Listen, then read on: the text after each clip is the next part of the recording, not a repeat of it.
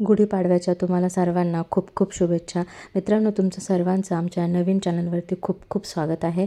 तर मित्रांनो, आज आहे गुढीपाडवा आणि त्यानिमित्त माझं पुरणपोळी, मस्त भजी वगैरे बनवण्याचं काम चालू आहे. इकडे मी आमटी टाकली आहे आणि इकडे जे आहे मी थोडीशी सोयाबीन शिजवली अशीच म्हणजे प्रोटीनसाठी.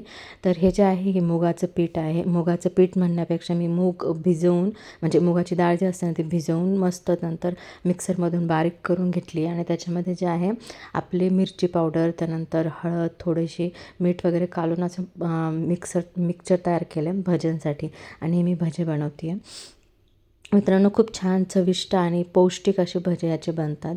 तर हे असे मस्त मी भजे बनवते आहे सध्या. त्यानंतर जे पुरणपोळी वगैरे पण बनवणार आहे.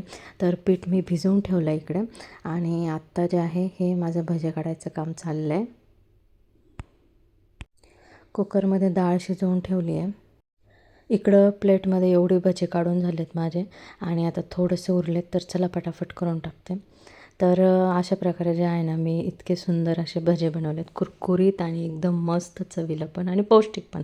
तर मित्रांनो, आता जे आहे मी पुरण जे आहे ना ते बारीक करून घेते, म्हणजे डाळ जे आहे ना ती पुरणासाठी बारीक करून घेते. ह्याच्यामध्ये मी गूळ कालवलं आहे आणि थोडंसं जे आहे ना आपलं हे असतं ना काय म्हणतात त्याला, इलायची पावडर कालवून घेतली. नंतर मस्त अशा पोळ्या केल्यात. असं इतकं जास्त पुरण भरलं होतं त्यामुळे तुम्हाला असं दिसतं ते आणि गूळ टाकलेला आहे ना त्याच्यामुळे थोड्याशा लाल लाल आल्यात. तर मित्रांनो, अशा प्रकारे जे आहे मी आज पुरणपोळीचा स्वयंपाक पहिल्यांदा पूर्ण स्वयंपाक स्वतः केला. तर मित्रांनो, व्हिडिओ आवडला तर नक्की लाईक करा.